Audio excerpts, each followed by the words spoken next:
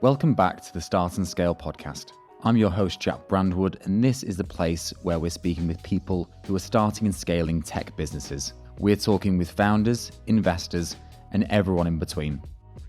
This week, I sit down with Harry Panter over at Houser, and we discuss everything from how to find your product market fit, the realities of being a young founder, why this is the age where age doesn't matter, and how to break into the US market. But we were fed up with the lack of control. We were trying to go so quickly, and we were like, okay, you can't grow anything if you're relying on everybody else. Thanks so much for listening, and enjoy the episode.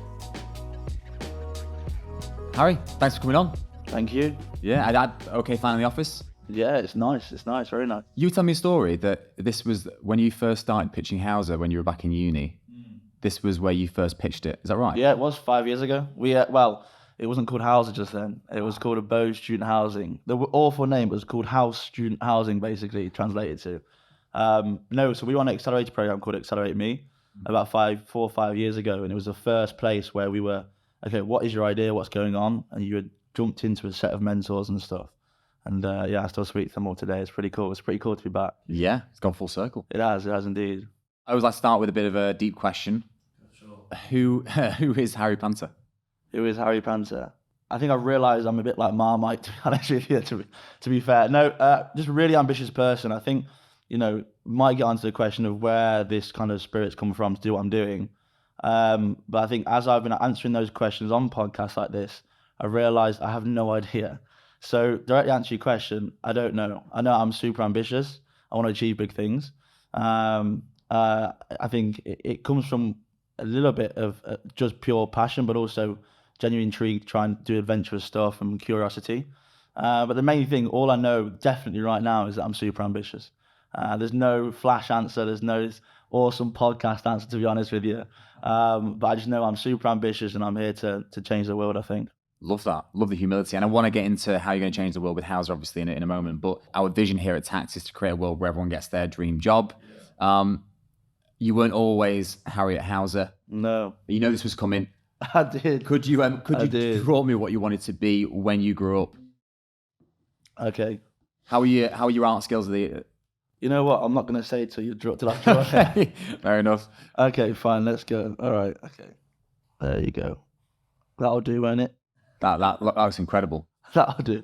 That's a fantastic. Can you put your name on it? Is that all right? Yeah. We're going to collect these and send them out. Wow. Okay. So I feel like I know what it looks like. It's either a very someone stuck in a cage, or it's what I've tried to draw. Yeah, it's fairly menacing, but also, is it an astronaut? Yeah, it is. Yeah. Wow. Yeah. So what happened to that dream? Still there. Yeah. One day. Maybe not an astronaut. No, I think one of the biggest things for me is going straight into it. To be honest, it comes across sometimes intimidating, I think, to some people and to myself. It's like, look, I want to be a billionaire, not to be a billionaire's sake, but I think in this day and age, to make a real impact, have influence, you've got to have some cash behind you. I want to be able to get to a position where I can influence and change the world. I genuinely think I can change rental forever, and I'm sure we'll speak about that and change the world and what I'm doing now. But I think, I want to invest in space tech, health tech. No one should be hungry. No one should be starving. No one should be homeless. I think to get to a position where I can achieve that, I want to kind of go on and, make enough money to get there. And an astronaut kind of personifies that idea. I do want to go to space. I want to answer those questions. I'm sure you've already had it, why the heck are we here? And that does drive me quite a bit. So the faster I can get there by doing well now in the next kind of 10 years, I can start answering those questions. And I think that's a big part of that space. Brilliant. Wow. Okay. I'm excited to get into that, definitely. And this is your first business, isn't it? So what are some of the realities of being a first-time founder? It's actually not, Oh. Yeah, it's actually not. Yeah, it was the first serious business. Look, I had a clothing brand when I was 15, not because I was into fashion as a 15-year-old. Basically, I had a software idea for a company that matched photographers with people who need a photographer. I needed £6,000 to start. So I basically created a clothing brand. I was there ironing on t-shirts at home, right? Made $6,000 selling to my mates that I needed the money for. Started a software company, made a bit of money from that, invested it into a media company, and then consulted throughout the time I was at university with this media company, just drop servicing. Made a bit of cash and put it all into Houser. So this is the first proper business. I was just doing bits and bobs for the past 4 years before that. So, okay. So Houser, where did that come from?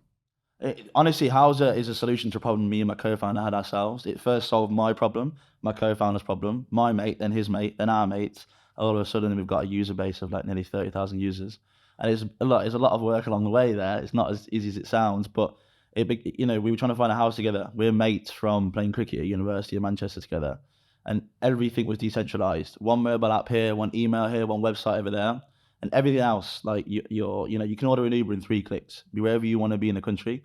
We thought, why the heck can you not go on your phone and rent a home in 3 clicks? We put everything on the end of your fingertips, like your banking is, your weather, your communication, everything. And it first solved our problem. We just expanded from there. Yeah, you tend to find a lot of founders, the reason they came up with their idea was because they had an itch to scratch. Yeah. And they figured out other people had that same itch, and then it just goes from there. And I hate to ask you this, but what is the kind of elevator pitch of Hauser now? Because obviously it develops from when you first found it to where you are now, I Well, guess. yeah, from when I pitched in here 5 years ago to now, it looks awful then. But I think you should never be proud of your first product, right? And we're still not proud of what we're doing now because we've got such high standards of where we want to go. Look, the elevator pitch then, I'll give you a bit of a nugget then, it's true. You can sit here, and I'll leave here in 40 minutes, 50 minutes, right? And I will order an Uber wherever I want to be in the country. 3 clicks will be anywhere, right? Why can't you move into a new city for the first time in 3 clicks, rent a home? And that's our aim. And the idea of Hauser is that you can find flatmates, find a home, manage that home all in one central point, super easily. Look, we were building this, Jack, and we realized the problem was just as big for letting agents and landlords. So they spend thousands of pounds a month advertising their properties. So we say it's completely free. It's completely free to list, completely free to rent. And we'll actually pay you to rent your home. And we do that by, I said before, we do everything from search to utilities. When we offer utilities, we say, well, rent your home. All your students have got to use our utilities platform. And we give back a commission percentage to the agent. Then we won't go one step further. We've been creating this platform, which in essence allows students to be matched with properties, right? But it's like an iceberg, that's the tip of it. Below that is all about data. That's the source of everything we do. So we actually pay students to pay their rent. So for example, most of my properties have a smart meter. So I know, Jack, when you're going to eat dinner on average at 5:20 every day, your heating goes on, your lights go on, your oven goes on average at that time, that spikes of energy. And I can monitor that. So Domino's will pay me a fee and I'll send you a notification at maybe 5 p.m. saying it's time to actually get a takeaway tonight instead, just before you start cooking. So they're going to pay me for that data insight. Then actually, you're going to order a pizza. Domino's are going to make money, but I've just manipulated your data, right? And that's not fair. We've been sat here for, 10 minutes. Every 15 minutes, your data's sold thousands of times. But why are we not making any money from it? Especially when there's an affordability crisis for students trying to pay their rent at university, right? So we say we're going to give back to the student at the same time. So out of that, say £100, the student will make 20 quid that we make. So then that goes into a Hauser wallet and that pays their rent. So we're trying to become the cheapest marketplace for students and to solve the affordability crisis by allowing them a route to offsetting their rent by interacting with our app and getting paid for their data. Then when you look at the onset of it, we're just Tinder for housing. Swipe right and left on your favorite house, not people this time. But in reality, we're trying to be this future of rental that not just changes the way you search, but actually changes the way you live, interact with the digital world to be able to help you in the physical one. And that's what we're trying to achieve, really. Wow. Oh, incredible. Wow, there's so much to unpack there. Yeah. I guess starting from that beginning, I mean, you glossed over, I guess, how you and Ben came up with the idea of it, and it makes complete sense. I'm sure we've all been there trying to search for a house in uni, one that isn't a dive, basically. So when you first found this problem, what was the first steps that you two took to create the app? Funny story. I was actually, talking about nostalgia and being here 5 years ago, I was in a laundry room of my halls of residence.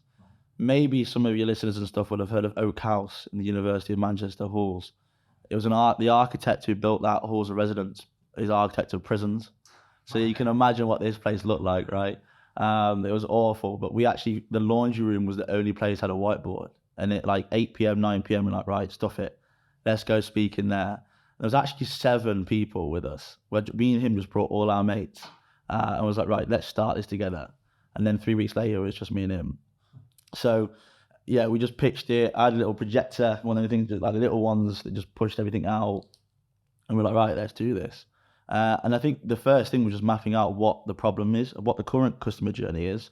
And then, okay, how can we solve this part of the journey? And then not worrying about the next thing. I think the biggest thing is, you're not going to solve everything straight away. And we still aren't right now. Like, you've got a foggy field, right? And you can see a rock in the distance. That's all you can see.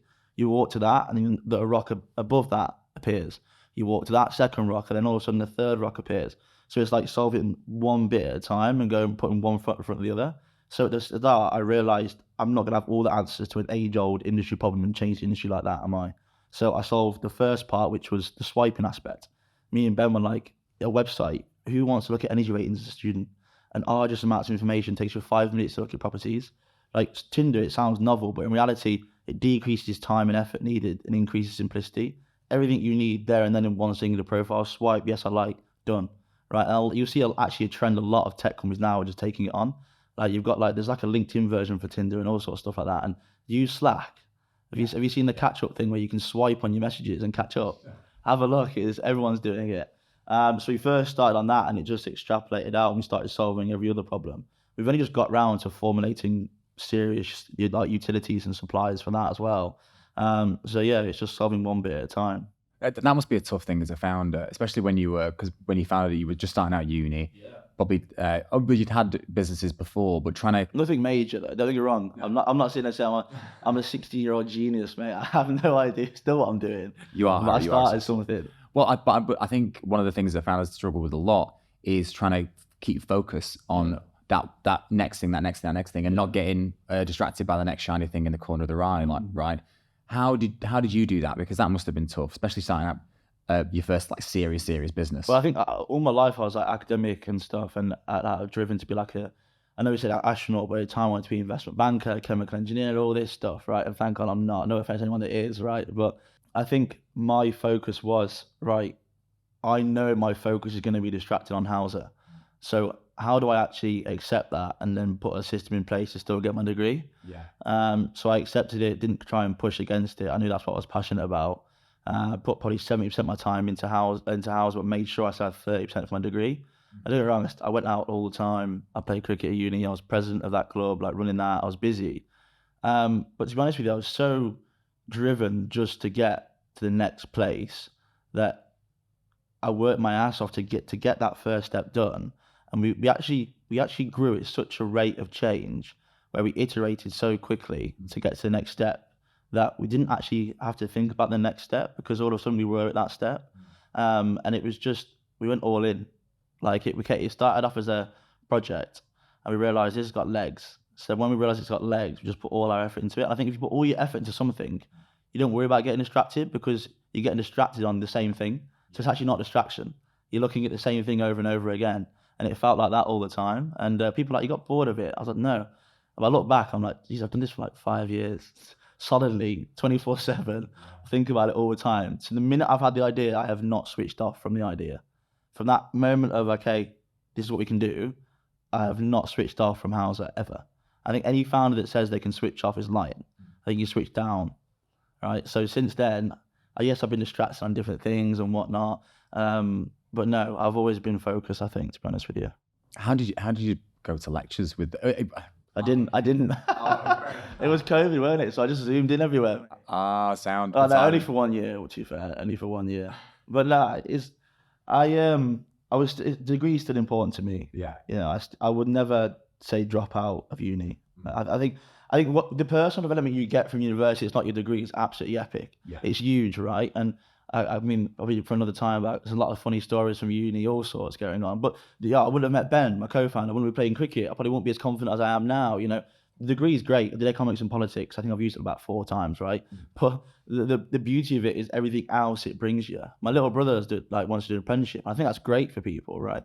So I give him the angle of, okay, that, you know, he's not as confident in the minute. And I thought, okay, university bridges that gap. So I think lectures are great, you know, and whatnot, the degree, but the main thing that I still wanted to focus university on was not the party necessarily, but the wider development it gives you, and having that core group of friends, that support network. That's one of the failures of people trying to start companies. They you can't do it on your own. No. So if you're not at university at a young age, you can felt really lonely. But also the biggest thing of why I stayed at uni was it was a safety net. If I fail, fine, I'll just go get a job. I've got a degree. Yeah. You know, fine, I've got nothing to lose. And that ability to have that nothing to lose attitude, it's dangerously exciting what you can do with it. Yeah, because and you mentioned something there about you wouldn't have met Ben, and Ben's the techie, right? He's the technical side of the partnership. He's the least like techie looking bloke and the least techie like bloke, but he's like a genius, mate. I'll give him that. Wow. He's good. And that did that just happen naturally, or did you both look at each other and go, right, I'm good at this, you're good at Well, that? no, he actually taught himself how to code. So we were both non-technical. I'm still non-technical. All right, I had no idea, right? But he taught himself to code. So we were spending thousands. Looking back now, it wasn't a lot, but at the time, it was like all our money we had on like, these developers in like India who just stuffed up every single time. We actually somehow looked at a Snapchat memory yesterday. Both of us went, no joke, and it was like the first mock-up of the app we ever did, and I was like, that is crazy. Like that these guys did like 5 years ago. It's so different. But we were fed up with the lack of control. We were trying to go so quickly, and we were like, okay, you can't grow anything if you're relying on everybody else. You know, me and Ben backed ourselves to do this. We're like, right, we need to do this. We need to figure this out. And I was always the more business-minded, strategical, like visionary sort of guy. They're all buzzwords, but in the essence, I had a clear mindset of where we were going. And Ben was more logical. So I get to conclusions very quickly. And I'm more strategical. I'm a more strategic mind. Ben gets decisions slower, not because he's a slow guy. He's super switched on, if not more so than me. But he's more considered. So we know if we reach the same conclusion, we've got the right answer. So taking that mindset in, he was like, right, I'm the more technical one in that aspect. So when I learned to code, did a boot camp, work at the NHS at full time, did a boot camp. I was consulting full time. Then I was doing housing the night in the evening. He put all his savings into the boot camp. Then he ended up working on like Met Police contracts, stuff like that. And all of a sudden, he's CTO, and it's pretty nuts. To be fair, he's done really well. You get him on this podcast, not me, mate. He's had the podcast journey for going from non-founder to serious founder.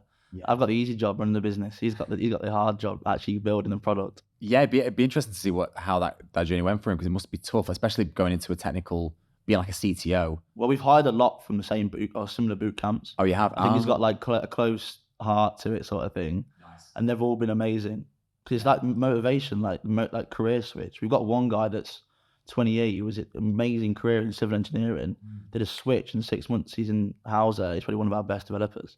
Yeah, it's unbelievable. Well, those career switches are fantastic. I mean, the life skills that they gather before coming into tech are so, they complement tech so well, whether it's like improving processes or just hard graft, being in different careers and just life experiences and how to deal with certain things. So that happened. And then when did you decide to quit your job and go full time? We had like no money in the bank, and I thought it was the best time. I think the best time to jump is when you don't want to do it at all. I think the best time to go is when you're like, right, I don't think I should, because I think you can not grow when you're comfortable at all. And I was quite comfortable, cushy consultancy job, doing Hauser at night, but I realized something had to give. Every minute I was spending on the consultancy job, I was losing a minute on Hauser, and that was in my mind. It was eating me alive. So even though I knew it's the biggest risk I'll ever take, I'm either going to get such a reward from it's going to change my life forever, or I've tried something and I'll start again. Me and Ben will be successful no matter what. There's nothing that will allow us to fail in anything we do. We might fail in terms of strategy might not work, might not have a revenue target, but we will damn hit that next time. That's just how me and him think and how we've done every single time. We've hit every growth metric since then. So I think that mindset is the reason what allowed me to quit my job, and so did he. I think for Ben, he won't mind me saying, he wanted the comfort of having some money in the business first. So I really raised cash in about 6 weeks, which is mad. Like, looking back now, I wish I could do that now. Like, we managed to raise a good amount in 6 weeks, like an angel round, and then all of a sudden we used that money, which is like a week's worth of spend for us now. By the time I'm popping champagne at uni, and I was like, oh my God, this is crazy. And I raised £32,000, right? And we were like, oh my God, this is life, and it changed our life. And look, we've closed like over 2 million now, and we're doing another £3 million round now. And looking back, that was the most important bit of money we ever had. But before that, I think my mindset allowed me to shift and change jobs. I was like, right, I'm just gonna go all in. And then that 32K, I was like, okay, if shit hits the fan, he can still afford to live, right? But we never used any of that money to live at all. We just scrounged and whatnot. And I did consult on the side, and he did right. He's actually quite a skinny bloke, right? He'll hate me saying this because he loves the gym, But he was a bouncer part-time to like fund himself through this as well. And he was like, so not anymore, but when he was at the start, obviously. And he's like this skinny guy. Imagine this skinny guy, Albert Schloss, telling you can't go in. That was Ben. That was Ben for a good amount of time. That's what got him through that period. Did you work at Schloss? No, Oh, right, not anymore. Not anymore. No, he did when we started Hauser to fund himself. But he works at Schloss, actually Albert Schloss. I think when he did, no, I think it was like the one down from it or one before, Oh, Peaky right. Blinders or something he used to work at, somewhere around there. Because if we ever meet Ben, he's like, kick you guys out. Yeah, I know. But yeah. So he did that at the start. So that's what funded him through. But I think isn't that so it's a romantic story of a founder, isn't it? Like working those nights, that extra time you've got. Yeah. But also people think you do have to go all in, and I guess you do at some point. But up until that point, I guess you've validated that you've got something there. Yeah. It's not like 100% risk. No, and I think also, going back to what you said then, I think the beauty in building something is those late nights in the office.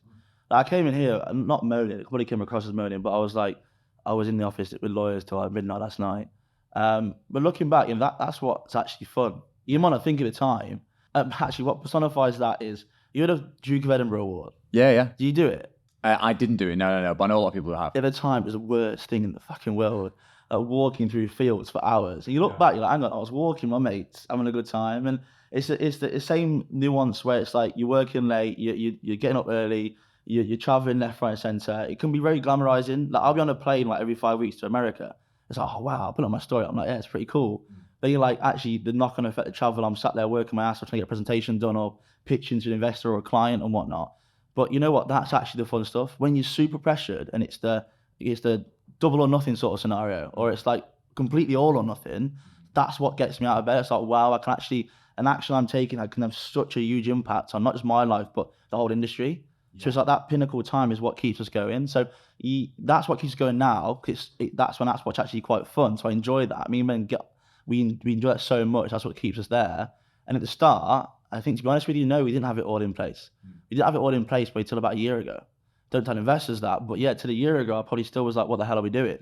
And I'll probably look back in a year's time and be like, I had no clue when I'm on this podcast now. So we didn't reach product market fit till about a year ago. So, but the thing is, we thought we did then. Right. And then that was half the problem. We had a whole year building on assumption. Then we actually went to market, it didn't work. Then we talked to customers, pivoted, actually understood what they actually needed, completely changed the product. And then we found product market fit and started working. But so the safety net of thinking we know what we're doing kept us alive and kept that risk low. And we realized we didn't. We were like, Jesus, I wouldn't have done that then if I realized what I know now. But that's the whole point, right? Would you go and do it all again? Most of me says yes. Some of me says no, because I've loved, it can't be exactly how it has been, and I've loved how it has been. So it's that kind of, we've had a lot of risk still there, but that's what kind of gets us out of bed, really. I listen to a lot of founders talk about exactly what you're talking about now, is that when they sell, when they exit, whatever it may be, it's great. I think it's great because you get a big payout and stuff like that, but there is a bit of like gold medal syndrome where you kind of like, is that it? Is this what I've been working for? And I think what people tend to realize, again, people who've spoken to me on this podcast, is it's not the pursuit of happiness, it's the happiness of the pursuit. It's like the journey, and like you said, those late nights, being like present. You don't realize it until like you've realized something. That makes sense. You don't realize it until the other side. Yeah, like it's too late. Like, oh, shit, so I'm trying to be present as much as I can. When I'm there, like screaming at my team, or I'm like, I'm stressed out with investor. I'm like, hang on, you know what? Like, we're all in this together. Yeah. It is a journey for sure. Do you think you take enough time to reflect on it? Because you were talking about reflection there, like how how you thought you had it all figured out, and then now you're here. You probably reflect in a year's time on where you are now and go, God, we didn't have it figured out then, but now we do, and da da da da da. I'd be lying if I said I did. Yeah. Right. I think the pace of change is so quick. You know what it's like? A day in this world is like a month in any other. Yeah. It really is. Like today I've got 4, let's look at my diary then, I've got 4 probably really important calls that could pivot the way we go into a new channel partner market. And so a day can change the whole revenue target for the next 2 years. So I think the amount we're changing, the amount we're growing so quickly, you haven't got time. But to be honest with you, the point of reflection so far, there's been one point. Me and Ben boarded the flight to New York for the first time to go and see our US investors. And I'm not joking, like we got on it, I looked at it, I thought, this is nuts, man. I think he coined the phrase dorm room to New York. Nice. And And that then, you know what, we're going to have an event. We're going to invite everyone we know. Obviously, I didn't know you then. Otherwise, you could have come. Invite everyone we know, community investors, shareholders, clients, to a big event, right? And call it Dorm to New York and just celebrate what we've done. Because I think what you get so into it, you head in the sand, you actually look out, you're like, look what I've built. And honestly, actually, you know what? I had a reflection point last night in the office. We just moved offices. Logo has just gone up on the wall, you know, bigger office than we had before. Lights are all lit up green. But that wasn't a reflection point. I got a message from my US team being like, oh, look at the office. And they've just opened office in the US. So we've got an office there as well. They just put those green lights that I was looking at a minute ago into the US office. And I'll show you after, but it's all lit up green on the high street. And I was like, hang on, I'm looking at my UK one. I've got a picture of my US one. And it's like, this is crazy. Then I get a message from lawyers ready to join. Now I'm back in again. You know, it is like that. And so it's trying to take it when you can, but not trying to, you've got to be humble in everything you do because it can go like that. Just as much as you've gone up, I am so scared of it going like that. That is my biggest insecurity and fear. So, actually, when you said, who's Harry Panther? Super ambitious, but sometimes insecure about failure. And I think, I am scared of failure so much so that I won't. Yeah. That's what I'm like, I can't imagine anything other than how I succeeded. So I think it's making sure that you have those reflection points to keep you going, keep you inspired, but just you crack on. Now's the time to crack on. Yeah, I guess when you first started, you're a bit, we definitely had it, we've spoken about it, where you first started, you're a little bit fearless because you've kind of got nothing to lose. It's like, well, if it doesn't work out, we're just going to get jobs, whatever, like it's not a big deal. But as you get bigger and you grow in and you're hiring people and you've got clients and you've got this plan that you want to achieve, it's like, God, the higher the mountain, the higher the fall. I think being fearless seems like a bit bravado. You're fearless, like you're brave. Wow, it's actually super dangerous. If you're fearless, you're having blind intuition. You're making decisions blindly because like, it's fine, it'll be fine. A mixture of fear, of being fearless and being paranoid is where you should sit at. Such like a oxymoron, right? Like bittersweet sort of thing. But if you can sit in the middle of that, you're paranoid about cash flow, making sure everything's in place. You're paranoid about hitting that next target, but you're fearless and confident enough to go into that meeting knowing that I will get this meeting over the line. I will succeed. And that difference makes you prepared and super confident to take the meeting over the line. So that's how I try and sit. I try and be paranoid about everything. The key is in preparation. Like you learn that from like a young age. Prepare, do your homework, do everything. It's so crucial, right? And then it's that paranoia drives into that meeting and switch that fearless and that confidence. And so you've got all that preparation already done, and then you can just go and attack the day or attack whatever you're trying to do. So I try and sit somewhere in the middle. And I think at the start, you think you can do it all yourself, you're fearless and whatnot. We quickly realized we couldn't, so we started hiring, bringing advisors around us, trying to be this sponge. So now we sit just in the middle, I think. You talked about product market fit before. Yeah. Product market fit is usually, for every founder, is a big part of that journey. Usually like investment is one of them, but also product market fit and finding your product market fit. How did you find that journey? And I guess what advice would you have for someone going through that similar journey? I think the biggest thing for me is that you shouldn't focus on actually trying to achieve product market fit. Because if you try and chase that goal, it's like a pot of gold at the end of the rainbow. You can be running and not actually hit it. I think what you should focus on is the rate in which you can iterate. So go to market. I think I mentioned a couple of things earlier, like, okay, I wasn't proud of my product when I went to market. You shouldn't be. Go to market as quick as you can, get feedback and iterate even quicker, right? It's that, higher, fast, fire, faster sort of thing, right?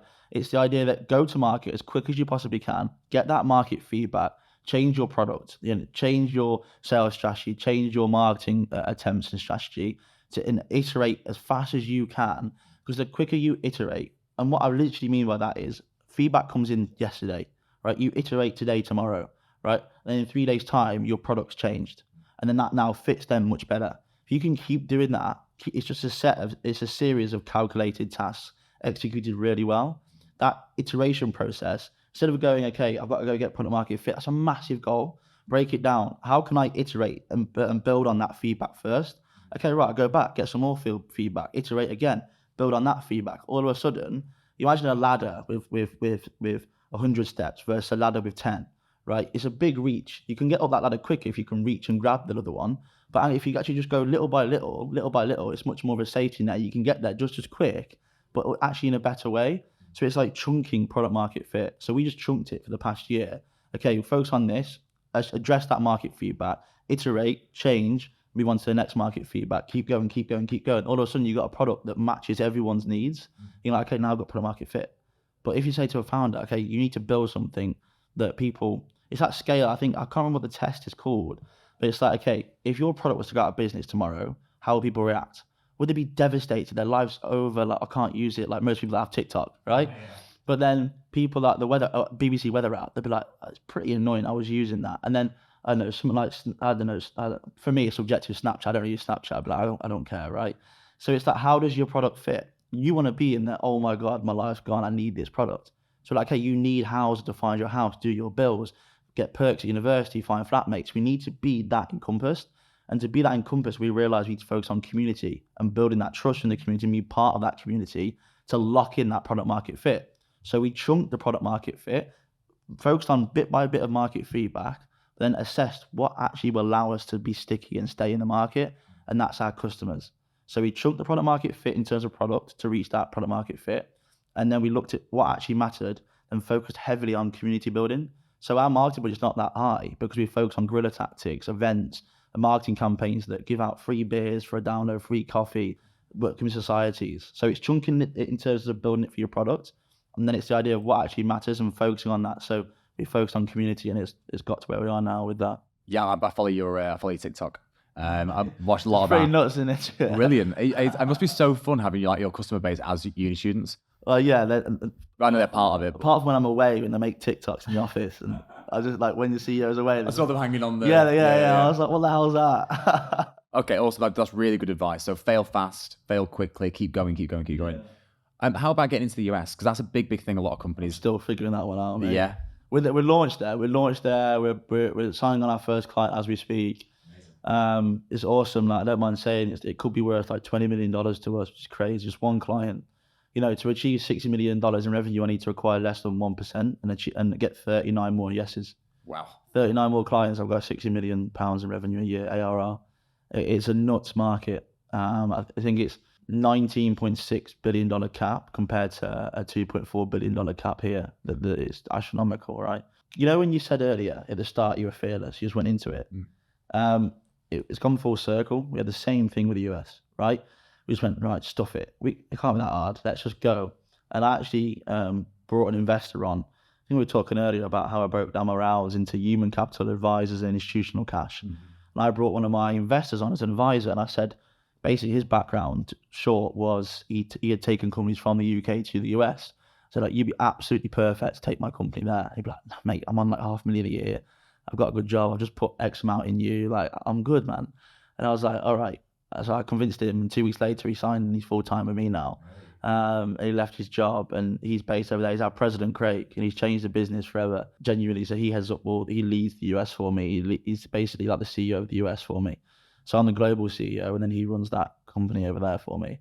So the biggest thing we realized at the start was, okay, we've got somebody, we're pretty fearless because we don't know what we do. We don't know what we don't know. Let's just go and do it. And now we've got the repercussions of doing that now. I'm in legal meetings all day. Nothing bad, just basically going through a US flip. Yeah. So our ownership of the company is in the US, and that owns a UK and a US operating company in a holding structure. That probably sounds quite boring, but it's integral to access that bigger funds, to work with public bodies like universities, to take on EDC, Economic Development Council, cash that help support office structures there in terms of they pay for our office over there, for example, just to because we're contributing to the economy in that area and stuff like that. So I think going there was, once again, break it down, it's just a series of calculated tasks. The fearlessness got us in there. We jumped. We got our first client. Great. We got Craig. Great. We've got 5 employees there. Great. Now it's like, okay, how do we actually execute on those series of tasks now to get there? And our target is 6 more colleges in the next 12 months. And each college is worth $1.5 million a year, average of 4-year deal, which is great.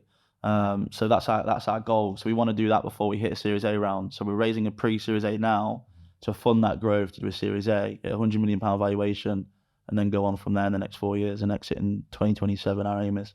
Any, like you said, just going for it and giving it a go. Have you found any key learns from attacking the US? Yeah, 100%. Like, spend money on lawyers. Okay, cool. Right. It's worth it. It's well, you can't not, right? The risk over there is massive. If you get sued for whatever reason, everyone sues everyone in the US, right? Yeah. You have to pay up to £350,000 pounds just to defend yourself, and that's you yourself have to pay that. The company doesn't fund that. So a simple thing of getting £500 a year directors and officers insurance, go and get, right? And what you need to be careful of is, unfortunately, the more you've grown in the UK, the more complex it is to flip and go to the US. So you've got SEIS tax reliefs, you've got EMI schemes, you've got investment on safes or rounds. To flip that, it's basically like turning it on its head and keeping all the benefits of the relief and tax relief and everything in place, but putting it in a US ownership structure. The more of that shit you've got, the more expensive in time it takes. So you need to start early, because what you'll find is, everybody wants to go and get US funding, right? But it's like, hang on a minute, these big funds will not look at you until you're a US entity or have got a US entity over there. Not because it's a legality, but it's like spreading their risk. Why would they invest in a European company when they've got US on their doorstep? The US is bigger. We've got to accept that. The US is 10 times bigger. It's not necessarily always bigger and better, but it is bigger in terms of revenue potential and market cap. So why would they invest in Europe when they can invest in the States? Yeah. So you've got to have that company there. So I think the biggest thing is people on the ground. You cannot launch in the US. And if you have, like, tell whoever you listen to message me, right? Because props to them. Have people on the ground, boots on the ground in the area you are. Start small, because it's a big place. Start in one space. I had the lights and the limelight in New York when I was going there. I was like, I want to be here. Then now I've launched in Nebraska. I'm not sure I even knew where Nebraska was. It's small, it's actually quite a big place for America, but in the middle of nowhere, cornfields everywhere, but it's worth $20 million to us, right? So start small, quote unquote.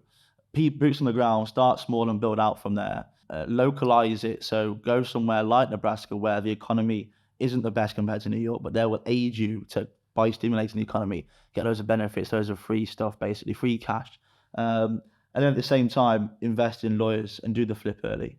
So do the flip early, boots on the ground, invest in lawyers, start small. The boots on the ground piece, because a lot of people would argue that you can sell to the US from the UK, right? It's a bit awkward in terms of timings, but what do you think the benefit is having boots on the ground? Well, it's like, so say we were in the US right now, and I got a call from the counterpart of me in the UK, being like, can you go and meet so-and-so just to get him over the line? I've called him and he's not too sure. Can you go and take him for a coffee? I'm like, sure, I'll go take him for a coffee. And it's like relationship building.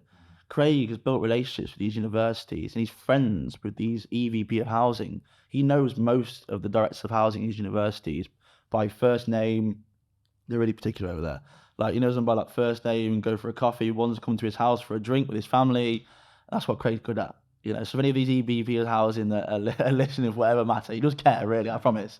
That's what he's good at, relationship building. And it's that key people network thing. And people is everything. Relationships are everything. People is what the cornerstone of every business should be. Your staff, your founders, your clients, your potential clients, your investors, your shareholders, your advisors. It's what makes your business.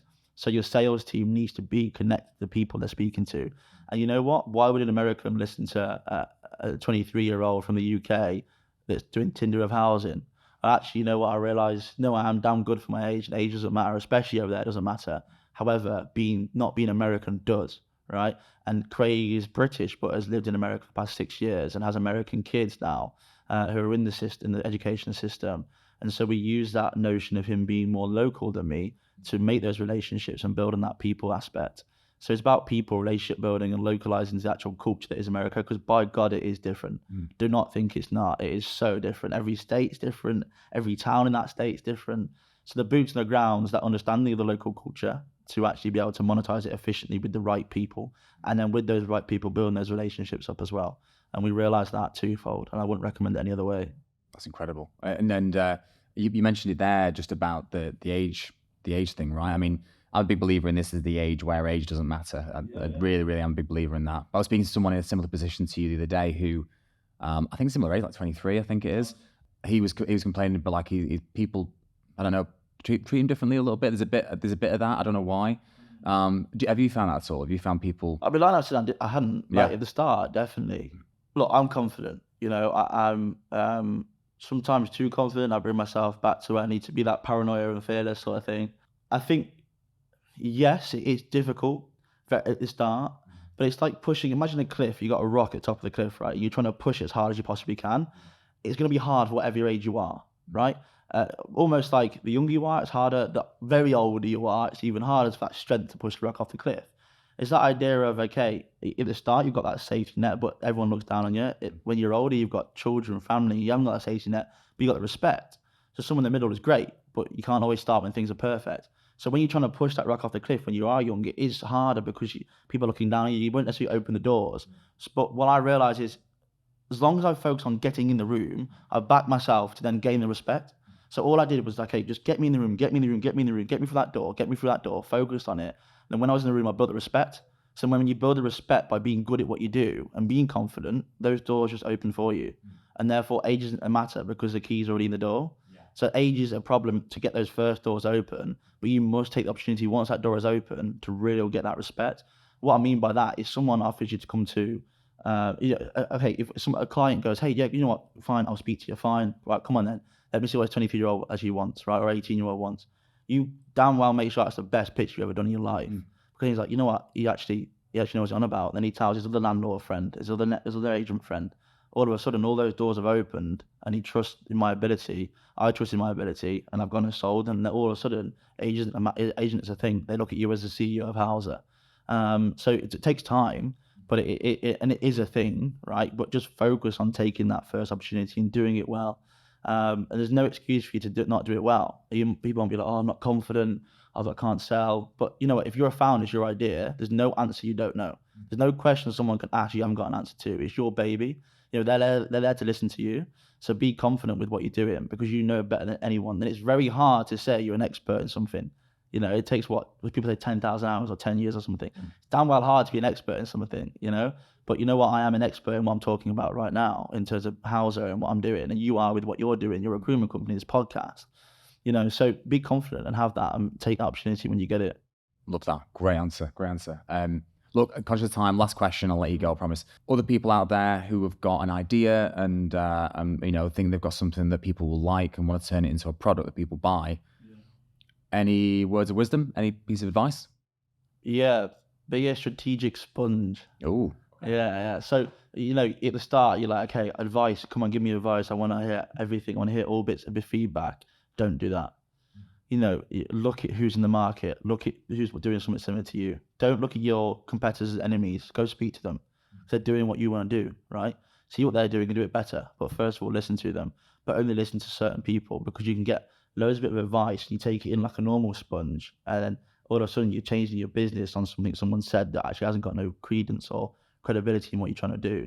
So look at what you're doing. So me and Ben created a network of strategic advisors, a finance guy, a legal guy, a letting agent, a student representative at Student Union, and ask them questions on how to iterate my product and get to market quickly, strategically, and build that spider web of industry insights, skills, technology around us. So I think it's be that sponge or be strategical about it, you know. And I'm not trying to be funny by saying strategic sponge. It's real, true, how black and white. You know, pick who you take advice from. If you're raising investment, try not raise out of desperation. And if you've got £1 left in your bank, go in there acting like you've got 100 grand in your bank because you will get bad terms. But I promise you that confidence, that mixture of being paranoid and fearless will drive you over the line.